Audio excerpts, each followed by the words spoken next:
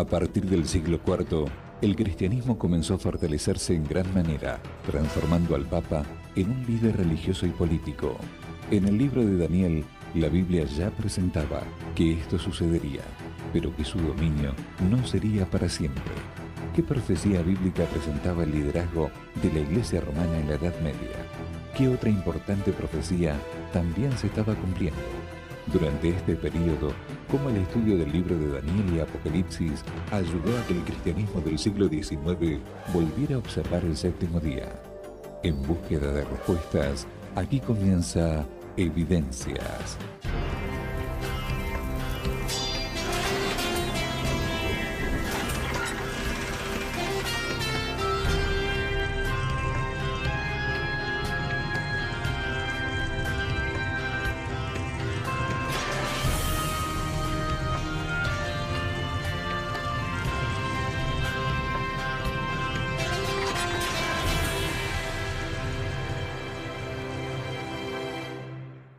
El libro de Daniel presenta una serie de profecías sobre el futuro político y religioso de la humanidad. Cómo estas profecías precedían al dominio de la Iglesia romana durante la Edad Media. Ya Jesucristo anunció que vendrían persecuciones a sus fieles, a sus hijos, a los creyentes. Pero Pablo, el apóstol Pablo, en la segunda carta a los tesalonicenses, en el capítulo 2, y versículo 3, dice que nadie os engañe de ninguna manera, porque el Señor Jesús no vendrá antes que venga la apostasía y se manifieste el hombre de pecado, el hijo de perdición, el cual se opone y se levanta contra todo lo que se llama Dios o es objeto de culto, tanto que se sienta en el templo de Dios como Dios, haciéndose pasar por Dios. El apóstol Pablo está hablando aquí de un tiempo en que vendría la apostasía dentro de la iglesia cristiana, en que habría lo que se llama aquí el hombre de pecado, que suplantaría de alguna manera el verdadero culto por un culto falso, un culto no bíblico. En el libro de Daniel, en el capítulo 2, aparece una profecía que se va ampliando y detallando en Daniel capítulo 7, en Daniel capítulo 8, en Daniel capítulo 9 y así sucesivamente. En el capítulo 7, versículo 20 del libro de Daniel se habla de 10 cuernos o 10 poderes que se levantarían del imperio romano, y se habla de un cuerno, que se lo llama pequeño, que luego creció, que perseguiría al verdadero pueblo de Dios. Nosotros sabemos que la profecía menciona los 1260 días como un periodo donde se levantaría un poder religioso combinado con un poder político. Así que es un poder religioso político. El cambio de la Roma pagana a la Roma papal ya había sido advertido en Daniel 7:25, donde se presenta que se tratarían de cambiar los tiempos y la ley. Una referencia exacta a los cambios en cuanto al decálogo, específicamente el sábado bíblico. Durante la Edad Media, grupos cristianos se levantaron en oposición a la Iglesia romana. Muchos fueron perseguidos y muertos por la Inquisición. Aún así, al aproximarse el cumplimiento de la profecía, los llamados cristianos herejes parecían estar cada vez más listos para separarse oficialmente de la Iglesia romana y practicar las doctrinas que preservaban. La observancia del séptimo día, sábado, permaneció como una flama, en algunas ocasiones un pábilo casi apagándose, pero continuó brillando aún en Europa. En el caso de los valdenses, ellos tuvieron la oportunidad de diseminar la observancia del sábado.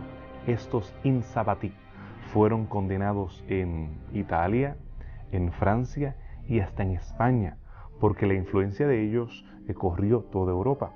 Por esa razón tenemos evidencia de que estos cristianos mantuvieron la llama de la verdad. Es durante la Reforma donde hay una reacción en contra de lo que es católico, en contra de las tradiciones, incluyendo todas las festividades que había de santos y festividades que tienen que ver con costumbres paganas. Aquellas personas o comunidades que estuvieron guardando no solamente el sábado, sino el resto de los mandamientos de Dios en la clandestinidad, con el inicio del movimiento de la Reforma, fueron surgiendo a la luz. De ahí empiezan a surgir individuos, después grupos, dentro de diferentes países europeos, que comienzan a darse cuenta que el sábado realmente es el día del Señor. El mismo Lutero tuvo que reconocer que bíblicamente es irrefutable la verdad del sábado. Luego, con argumentos que no son tan bíblicos, sino con presuposiciones filosóficas impuestas a la Biblia, se trató de establecer entonces que el domingo era el día de reposo.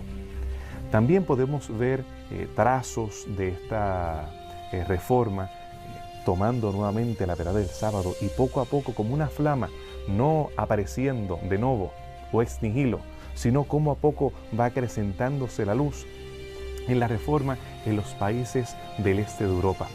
Allá con Enrico Zwinglio tenemos grupos que comienzan a retomar la verdad del sábado. Entre los anabaptistas, esta reforma radical, como se le llaman a ellos, tenemos algunos grupos que comienzan a guardar el sábado. Lo mismo está sucediendo en las Islas Británicas, donde también teníamos grupos que anteriormente habían guardado el sábado, la herencia de San Patricio, de Colombo y demás, que especialmente en el área de Escocia, todavía ellos guardaban la verdad del sábado. Por ejemplo, los armenios decidieron reconocer que no hay un tal fatalismo como dice el calvinismo, una doble predestinación, unos para vida y otros para muerte, sino que el plan de salvación es para todo aquel que cree realmente, sin excepción de persona. Se empezó a enfatizar Mateo capítulo 7, cuando Jesús habla de la parábola de la casa edificada en la piedra y no en la arena. Se empezó a darse cuenta de que la casa edificada en la piedra no se refiere simplemente que está edificada en Cristo Jesús, sino que la piedra es Cristo y sus enseñanzas, dice esa parábola. Así que empezaron a analizar que dentro de las enseñanzas de Jesús estaba la observancia del sábado y que esto no fue cambiado ni por él ni por sus apóstoles. Los siglos XV y XVI fueron sumamente importantes para los cristianos descendientes de la Reforma y de los grupos sabatistas europeos. El descubrimiento del nuevo continente permitió que escaparan de la Inquisición y también que predicaran libremente las verdades que defendían. La persecución en Europa fue terrible, devastadora. Hubieron masacres, supuestamente, en nombre de la fe, pero fueron masacres en nombre del dogma, en nombre de la observancia del domingo. La intolerancia religiosa se hizo insoportable. Así que empezaron las personas a considerar, tanto los holandeses como los italianos y de otras partes de Europa, el salir de Europa a buscar una nueva oportunidad, un nuevo comienzo. Es así como el movimiento de reforma se trajo hasta América, y muchos de estos que venían traían la enseñanza del sábado como el verdadero día de reposo, y esto se fue extendiendo en las colonias británicas de Norteamérica. La iglesia de Inglaterra se había separado de la iglesia papal por Enrique VIII. Ahora tenemos a un rey el cual no tenía mucha simpatía ni por los papistas, los católicos que todavía vivían en Inglaterra, tampoco por los presbiterianos o los puritanos o los mismos anglicanos, porque había estos juegos de poder allí en la corte inglesa durante el siglo XVII. Pero estos puritanos querían tener un énfasis especial en la observancia del sábado.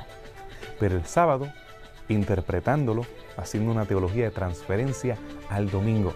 Ellos consideraban que la gente estaba siendo muy laxa en la forma en que guardaban el domingo y que ellos querían imponer de forma civil que el Estado interviniera en la observancia correcta del sábado, hablando del domingo, el primer día de la semana. Sin embargo, entre ellos había algunos puritanos que habían redescubierto la verdad del sábado y ellos querían tener el sábado en el séptimo día, como Dios lo había establecido. Este grupo tiene que huir. Ellos son perseguidos en el mismo suelo inglés. Y después de ellos haber sido perseguidos, son parte de estos grupos puritanos los que llegan hasta el Nuevo Mundo, a las colonias británicas en la parte este de los Estados Unidos, de lo que hoy tenemos como los Estados Unidos de Norteamérica. Y allí, en las colonias, ellos quieren impulsar y proponer de que se observe el sábado de una forma absoluta, civilmente, con castigos como los que ellos habían estado sufriendo mientras habían sido perseguidos, mientras habían tenido que huir a Holanda, a los Países Bajos y después regresar. Pero ahora querían imponérselos a aquellos que no estaban guardando el sábado. Pero afortunadamente, entre ellos también teníamos personas que conocían del sábado bíblico. Es en el 1664 que Stephen Mumford llega a Rhode Island juntamente con los bautistas del séptimo día. Son estos bautistas del séptimo día los que proclaman un día de ayuno y oración, el 1 de noviembre de 1843. En ese año ellos querían proclamar de forma especial la verdad del sábado. Son estos hombres y mujeres de Dios los cuales preparan el preámbulo para la diseminación de la verdad del sábado en el Nuevo Mundo.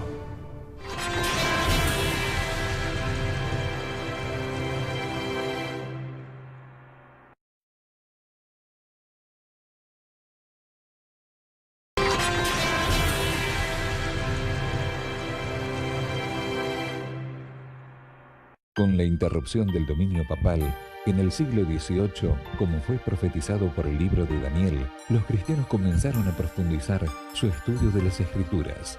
Un siglo más tarde, una de las profecías que comienza a ganar importancia fue la de los 2300 días. Otra profecía que está íntimamente relacionada a la anterior de los 1260 días o años es la profecía de Daniel 8, que nos habla acerca de los 2300 días o años. En Daniel 8:14 se hace la pregunta, un santo le pregunta a otro santo, ¿hasta cuándo? ¿Hasta cuánto tiempo?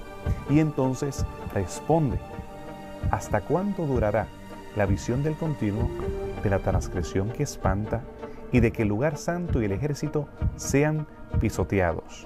Y respondió, por 2300 tardes y mañanas, entonces el lugar santo será restaurado. Daniel 9 nos habla de que de ese periodo de 2300 tardes y mañanas, que en el libro de Daniel los identifica con años, serían cortados cierta cantidad de años. Daniel 9 nos dice así, 70 semanas han sido decretadas sobre tu pueblo y sobre tu santa ciudad, para poner fin a la transgresión, para terminar con el pecado, para expiar la iniquidad, para traer justicia eterna, para sellar la visión y la profecía, y para ungir el lugar santísimo. El 25 añade, has de saber y entender que desde la salida de la orden para restaurar y reconstruir a Jerusalén hasta el Mesías príncipe habrá 7 semanas y 72 semanas. Volverá a ser edificada con plaza y foso, pero en tiempos de angustia. Las primeras 7 semanas comienzan en el año 457, cuando se dio el decreto para la restauración de Jerusalén. Esto dura las primeras 7 semanas hasta el 408, cuando fue restaurada Jerusalén. Después le sigue las 62 semanas que comienzan en el 408, cuando fue restaurada Jerusalén, hasta el año 27, cuando Cristo es bautizado.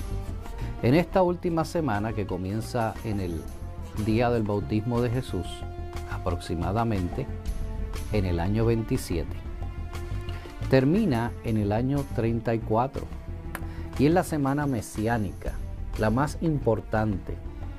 Termina en el año 34 con el apedreamiento de Esteban. De ahí el Evangelio es llevado a los gentiles utilizando primordialmente la conversión de Pablo. Es entonces que los judíos como pueblo, como nación como tal, entonces ya no entran como un personaje principal en la profecía. Y entonces el pueblo gentil, a través de la iglesia, que ahora es unida al resto de los judíos que habían aceptado el cristianismo, continúan con el cumplimiento de ese Israel espiritual que se cumple en Jesús. Jesús es Israel juntamente con los judíos y los gentiles que ahora forman la iglesia cristiana. Luego sigue un periodo de 1810 años que comienza en el año 34 y termina en 1844. Es un periodo extenso, pero dice que al final de ese periodo, en 1844, será, dicen algunas versiones, purificado el santuario. Otras dicen será establecido el santuario. En realidad, los términos en hebreo nos enseñan que el santuario es justamente establecido en ese periodo. La palabra justicia, hacer justicia al santuario establecido en ese periodo, ese verbo nos enseña que es el inicio de un juicio investigador que Cristo comienza a realizar en los cielos. Con esta profecía se terminan las profecías de tiempo, donde se marca fechas para dar lugar al cumplimiento de profecías sin una fecha específica, básicamente registrada en el libro del Apocalipsis.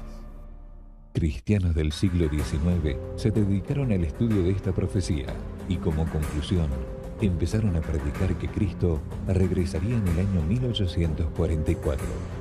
Un hombre llamado en América, Guillermo Miller, después de estudiar 2 años las profecías y los principios hermenéuticos que éstas contienen, se da cuenta que esa segunda venida debe ser algo inminente e importante de anunciar. Guillermo Miller entonces, en su estudio profético, empieza a anunciar que la segunda venida es antes del milenio, que no es como pensaban los demás, que va a haber un milenio de paz y después es que Cristo viene, o que ese milenio de paz es la venida del Señor. No. Miller empieza a darse cuenta que es necesario preparar a la gente para la segunda venida y empieza a anunciar que la segunda venida viene primero, antes que el milenio. Él toma una concordancia, en su época la que había se llama Grudens, y con esa concordancia empieza a buscar la palabra santuario, empieza a buscar la palabra purificación del santuario, para entender poco a poco a qué se refiere Dios cuando va a purificar el santuario. Claro, bajo esa terminología jamás iba a aparecer Daniel 9, versículo 23 al 27, porque Daniel 9 no habla de la purificación del santuario, sino que habla de las cosas celestiales, refiriéndose al santuario. Tenemos que había movimiento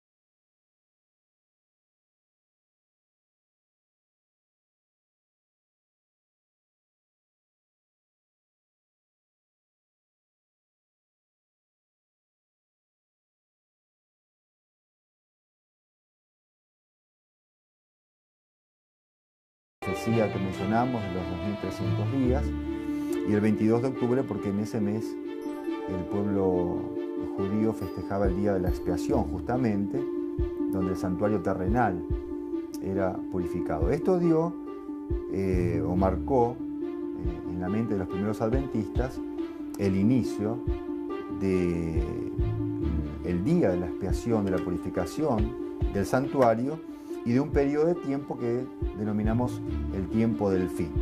Así que era parte del plan de Dios que Miller llamara la atención sobre la segunda venida, pero se enfatizara la purificación del santuario. Era parte de Dios que Miller se equivocara al decir que la purificación del santuario o la justificación del santuario, del servicio del santuario celestial, es la segunda venida en 1844. Lo que sí se consiguió con esto, o por lo menos el plan de Dios, era que la gente descubriera que en 1844 Cristo comienza el juicio investigador como sumo sacerdote e intercesor de entre los hombres. La decepción porque Cristo no vino en 1844 fue grande y por eso muchos abandonaron la fe. Aún así, este evento despertó en algunos fieles el deseo de estudiar más las Escrituras. Esto permitió que ellos comprendieran correctamente el evento de 1844 y que también descubrieran las verdades bíblicas que fueron perdiendo a lo largo de la historia. Nosotros podemos reconocer, después de este periodo de 1260 años, y mientras entramos a la conclusión del periodo de los 2300 días o años, o las tardes y mañanas, vemos varias profecías que se van cumpliendo: el día oscuro, la caída de estrellas, lo que tenía que ver con la luna poniéndose roja. Y vemos un resurgimiento, un reavivamiento espiritual entre personas que reconocen que la venida está próxima. Daniel 12:4 nos asegura que esta profecía había de ser sellada. Pero una vez esta profecía, sus sellos son liberados, la ciencia aumentaría. Está hablando acerca de conocimiento. Y en este contexto, el conocimiento de la profecía. Eso lo vemos cumpliéndose durante el siglo XIX y entrando al siglo XX. El aumento del conocimiento de la palabra de Dios. A partir de ese momento se empieza a descubrir otras verdades. ¿Cuándo es realmente la segunda venida? La segunda venida no se le debe poner día, no se le debe poner año, no se le debe poner mes, sino ver las características las cuales menciona Mateo 24, Lucas 21 y Marcos 13. Se empiezan a descubrir otras verdades también, como la del milenio, que no es antes de la segunda venida, sino después de la segunda venida. La verdad del bautismo por inmersión se empieza a descubrir seriamente, a estudiar y a apreciar en su justa perspectiva las implicaciones que esto acarrea. Y también se empieza a estudiar dentro del movimiento millerita la verdad del sábado. Frederick Wheeler, un pastor metodista, fue el primer adventista como pastor que se convirtió en un seguidor del sábado.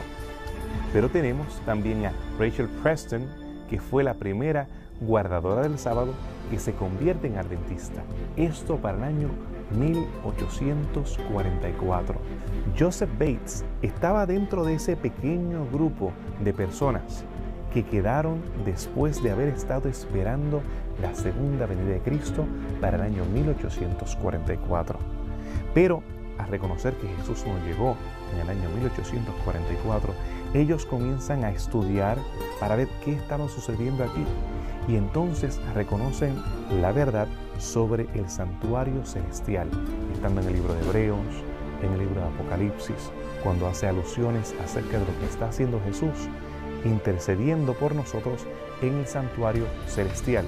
Juntamente con la verdad del sábado, se comienza a predicar la verdad del juicio investigador. Se comienza a predicar de la inminente segunda venida de Cristo y las verdades que distinguían a este pequeño grupo de adventistas. Es bien interesante aprender que las profecías predicen que va a haber persecución hacia los hijos de Dios y que este poder perseguidor intentará cambiar los tiempos y la ley. Especifica realmente cuáles son las áreas de la persecución, el cómo se entienden las profecías y los principios de Dios.